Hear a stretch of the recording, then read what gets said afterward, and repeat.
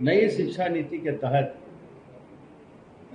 हमारे यशस्वी प्रधानमंत्री जी ने कई साल तक विचार मंथन के बाद इस योजना को लॉन्च किया और मेरा सौभाग्य कि मैं उस समय लोकसभा में एक सांसद के रूप में उपस्थित था और चारों ओर इसकी तारीफ की गई, इसकी प्रशंसा हुई।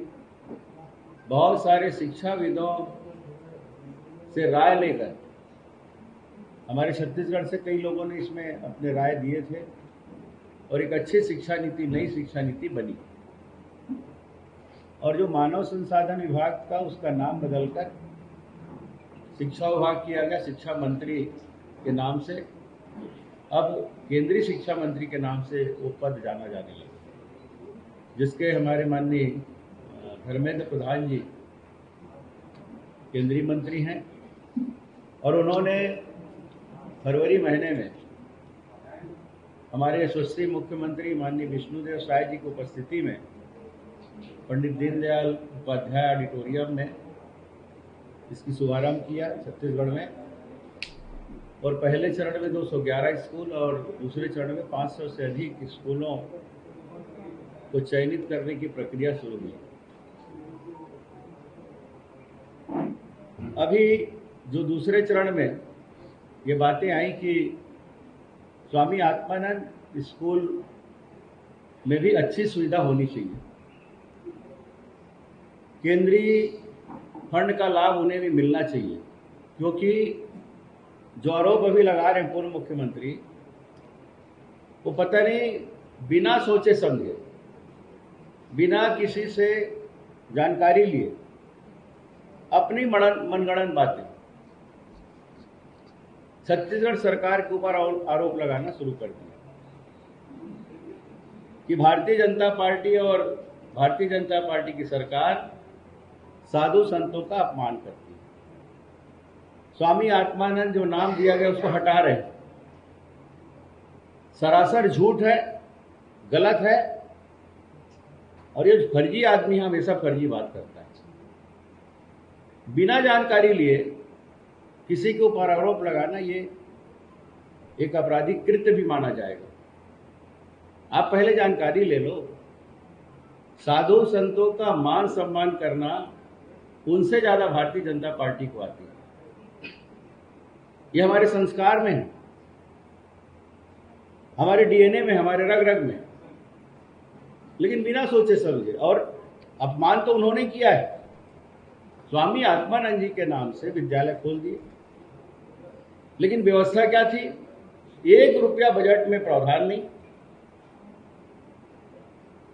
आज भी आप जानकारी लीजिए कलेक्टरों से, जो डीएमएफ फंड है उससे उनको तनख्वाह दी जाती है, भर्ती नहीं हुई। पुराने जो शिक्षक थे उससे ही व्यवस्था चलाई जा रही थी। सारे लीपा पोती वहां पे रंग रोगन डीएमएफ फंड से होता था। और ये आरोप हमने उस समय भी लगाया था। माननीय शिवरतन शर्मा जी ने तो आरोप लगाया, उदाहरण सहित आरोप दिया विधानसभा में कि एक भी फंड नहीं है स्वामी आत्मानंद जी, ये स्वामी आत्मानंद जी का अपमान है। और वो बहुत बड़े हितैषी बन गया है।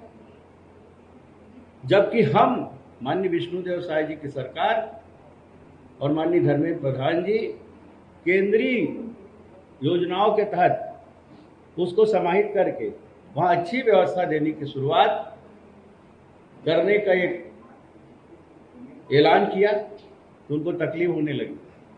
कहीं भी स्वामी आत्मानंद जी के नाम को विलुप्त नहीं किया जा रहा है। स्वामी आत्मानंद स्कूल को भी पीएम श्री में की योजना में समाहित करना, यह हमारा उद्देश्य है, ताकि केंद्र की राशि का सदुपयोग वहां भी हो सके और एक अच्छी व्यवस्था बच्चों को मिल सके, वहां के प्राध्यापकों को मिल सके। ये हमारे माननीय मुख्यमंत्री जी की और माननीय केंद्रीय शिक्षा मंत्री जी की योजना है। और यही बात मैं आप सबके माध्यम से जनता तक पहुंचाना चाहता हूं। बार बार ये जो आरोप लगा रहे हैं, और बाकी आप सब तो नई शिक्षा नीति के बारे में जानकारी आप सबको लग चुकी है कि कैसे कैसे इंफ्रास्ट्रक्चर होंगे, क्या मापदंड होगा, और मापदंड के अनुसार ही उसके चयन किए जाएंगे। 211 जो पूर्व चिन्हित किए गए विद्यालय हैं, वो मापदंड के अनुसार कि वहाँ खेल की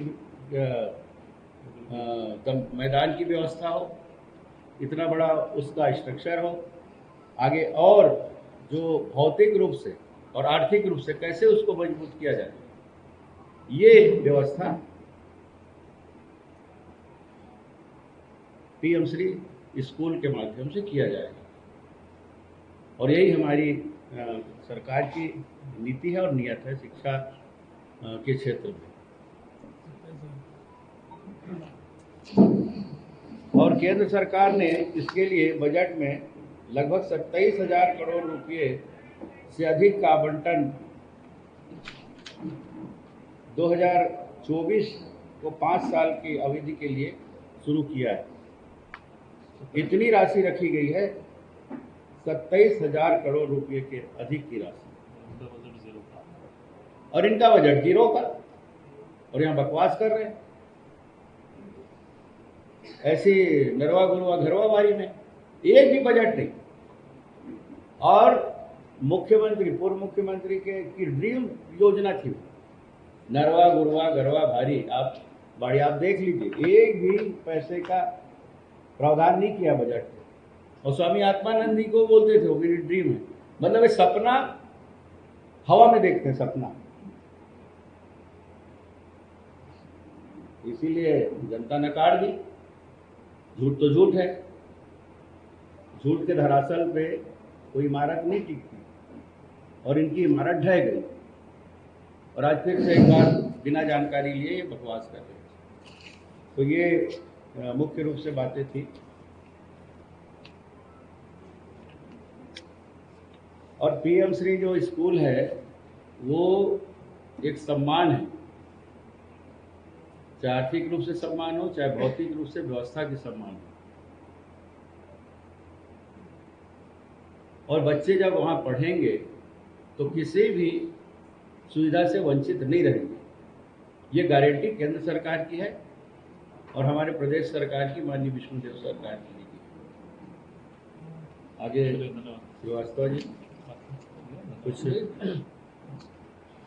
सबसे बड़ी बात है जी, 1 by 1 एजुकेशन पॉलिसी की जो बात हो रही है उसमें जो 10+2 को हटाने की बात लगातार आ रही है कि 5+3+3+4 होगा, तो इससे ग्रेडिंग और गुणवत्ता में प्रभाव नहीं पड़ेगा? देखिए, नई शिक्षा नीति सबके पास है, आप नेट भी उठा के दे सकते हैं। स्तर दर स्तर एकदम से बदलने योजना इसमें नहीं है। इसमें स्टेप बाय स्टेप कदम उठाए जाएंगे।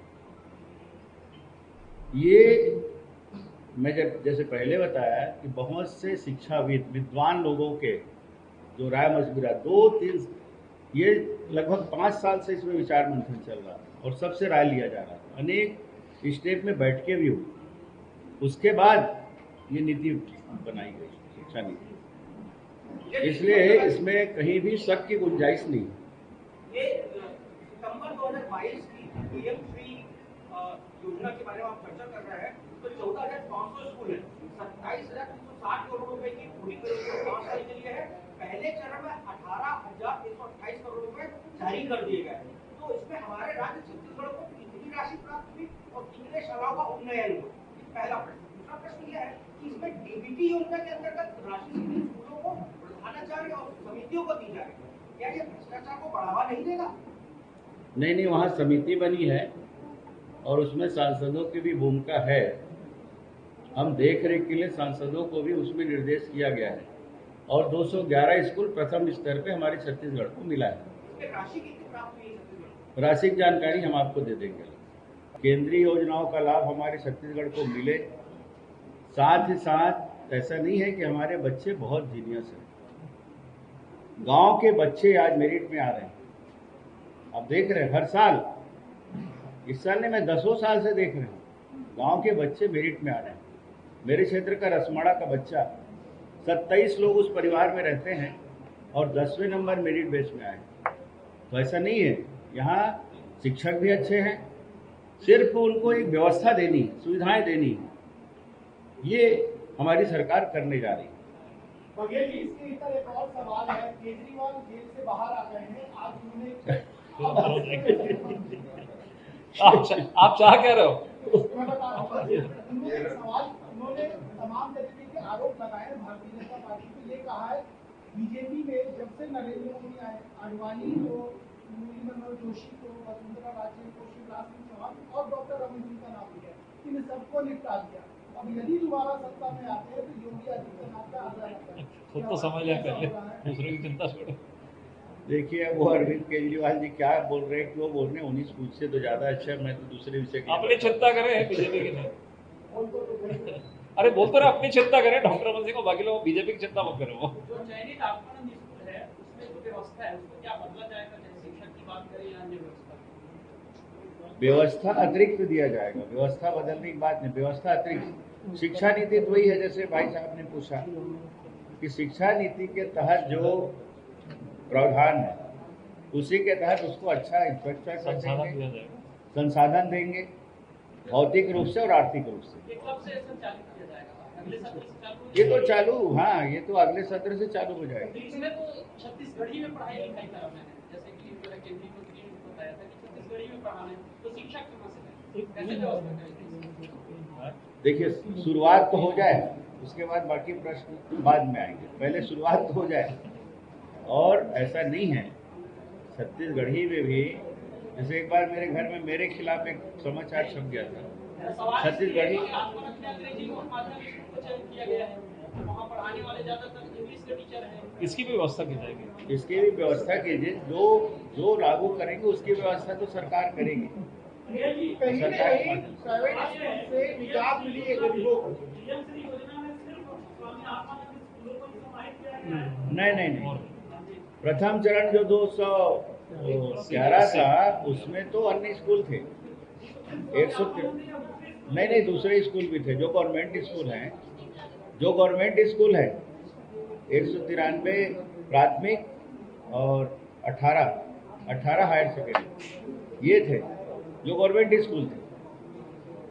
स्वामी आत्मानंद जी को अभी जब सेकेंड बार आए हमारे, जब माननीय धर्मेंद्र प्रधान जी आए, तब उसको भी जोड़ने के, इसीलिए ये आरोप लगाने लगे, जबकि ये आरोप निराधार है। पहले सरकारी नाम को कहीं विलुप्त नहीं किया जा रहा है। वो भी पहले सरकारी जो स्कूल थे सब, वो भी सरकारी स्कूल थे।